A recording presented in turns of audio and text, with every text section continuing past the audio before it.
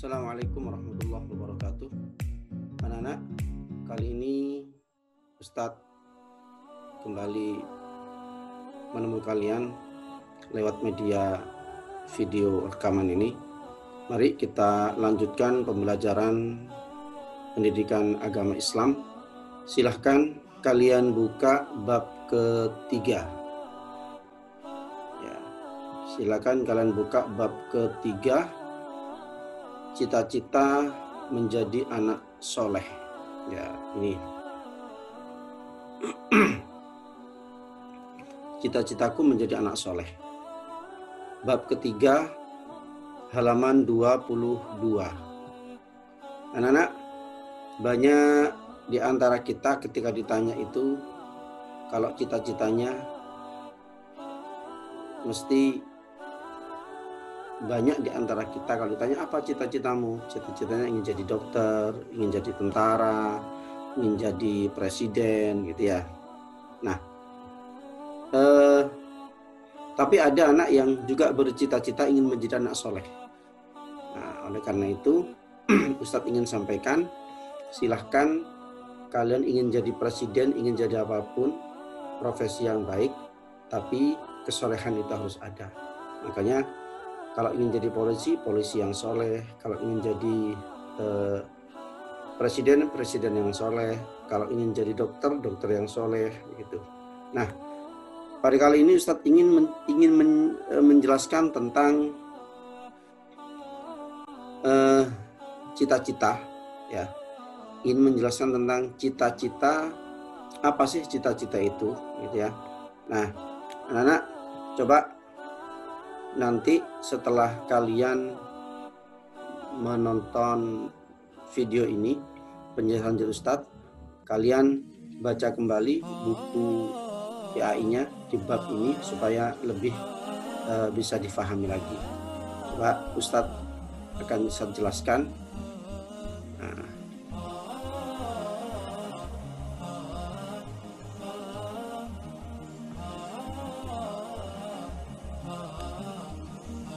Bentar.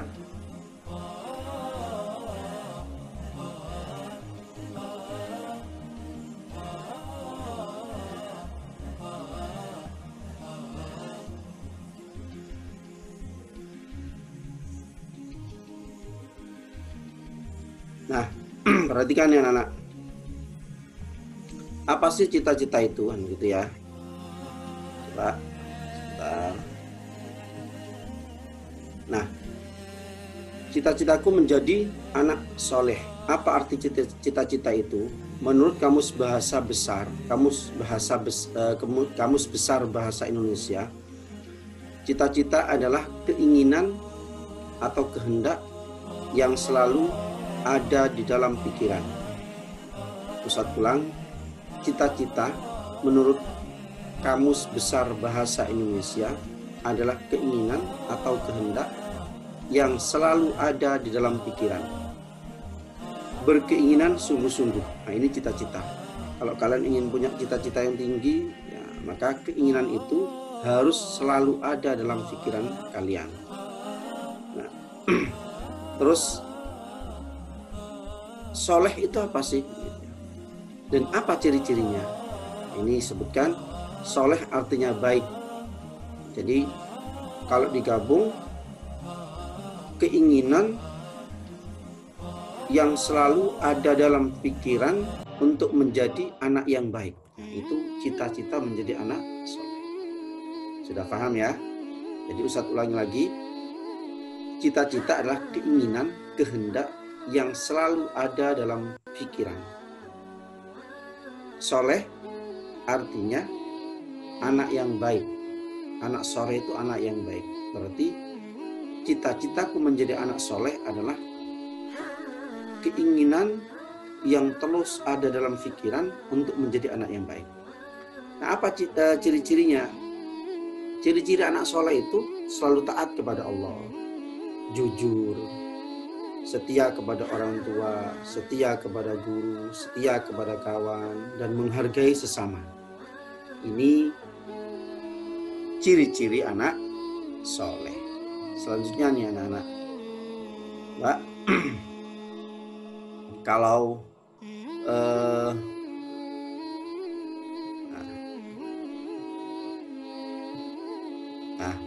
Mbak, ini bisa kalian buka bukunya ya.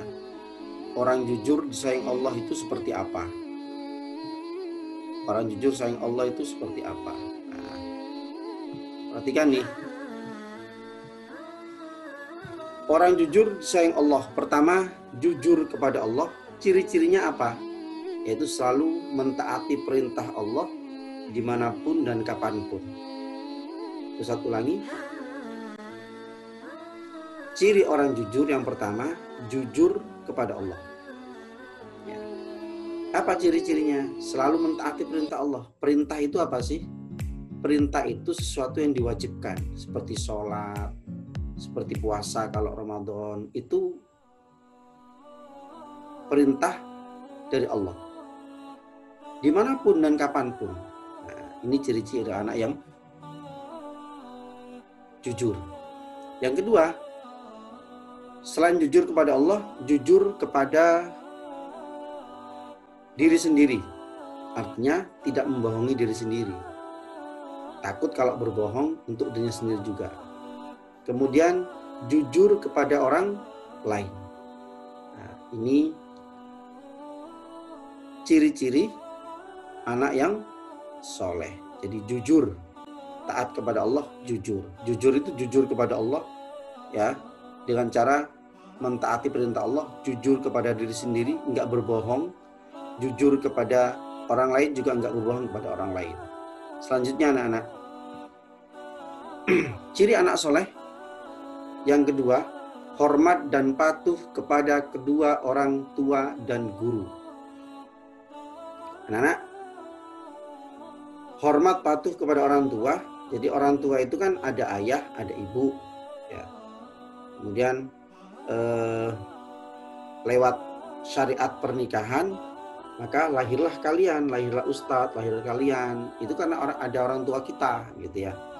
Kemudian ibu mengandung kalian selama 9 bulan lamanya. Ya. Ayah mencari nafkah untuk kebutuhan keluarganya.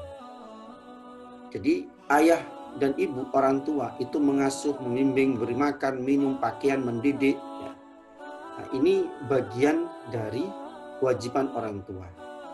Memberikan pendidikan yang baik, menyekolahkan, memberikan fasilitas ngaji kepada kalian.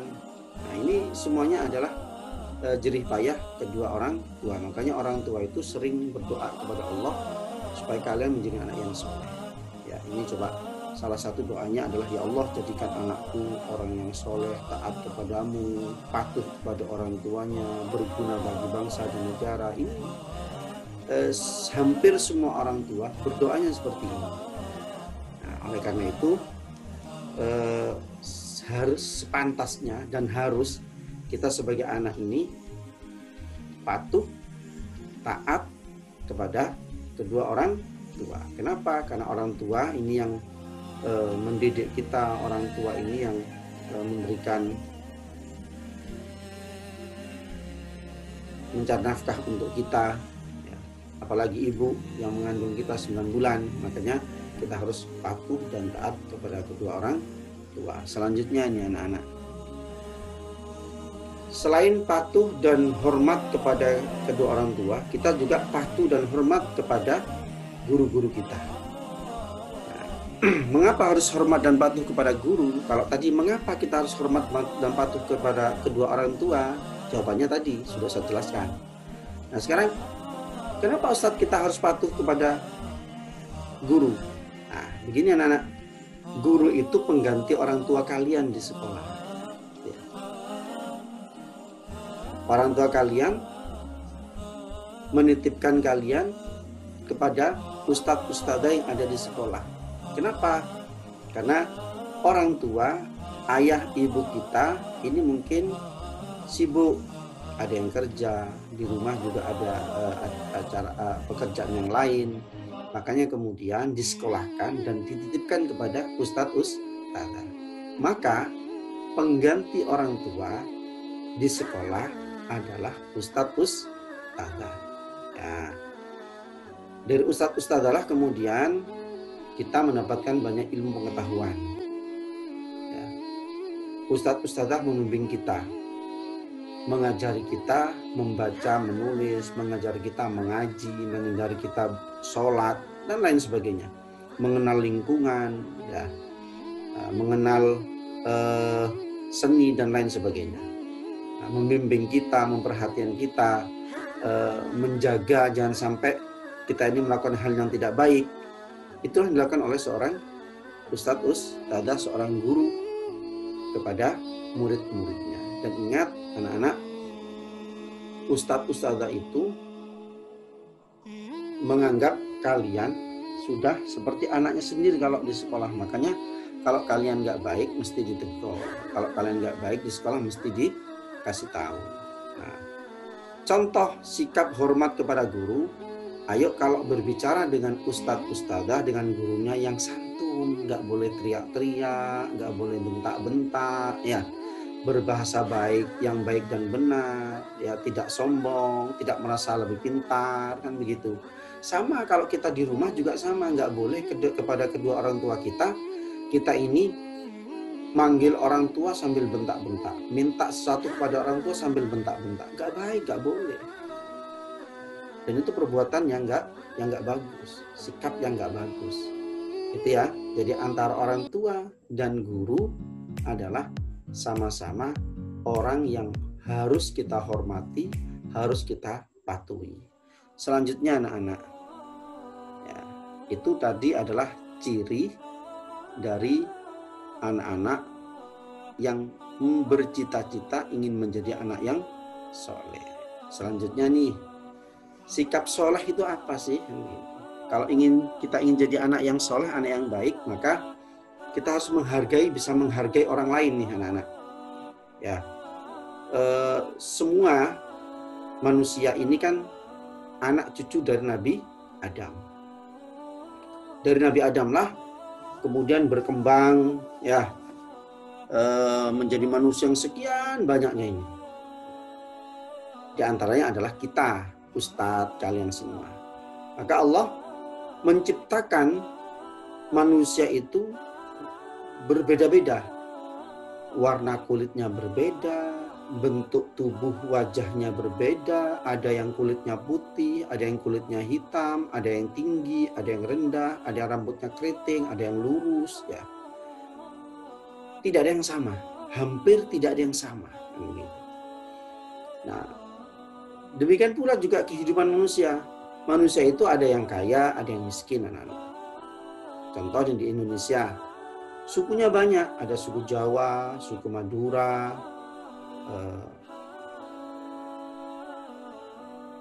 suku yang lainnya, gitu ya. Agama juga banyak, ya, ada agama Islam, Kristen, Hindu, Buddha, bahkan kebiasaan pun juga banyak.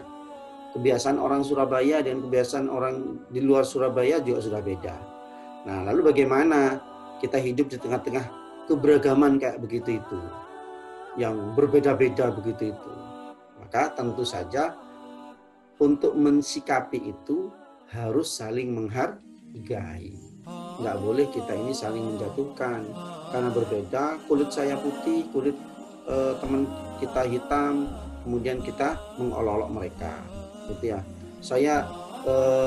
Kita kemudian badannya tinggi tegap, ada teman kita yang pendek hitam, kita olok-olok. Nggak boleh, harus saling menghargai karena semuanya adalah ciptaan Allah Subhanahu wa Ta'ala. Karena Allah yang berkehendak menciptakan yang seperti ini, dan kita nggak boleh mengolok-olok karena ini semua ciptaan Allah Subhanahu wa Ta'ala. Selanjutnya nih anak-anak, maka kita harus saling menghargai. Satu nih, untuk menjadi anak yang soleh maka harus bisa menghargai pendirian orang lain. Nah, di dalam agama Islam terdapat sedikit perbedaan dalam beribadah. Artinya ada pendapat-pendapat yang berbeda. Satu contoh nih, Sholat subuh itu kan kalau di Gilmani kita pakai kunut karena diajari kunut. Sedangkan kalian, ada teman kalian yang nggak pakai kunut.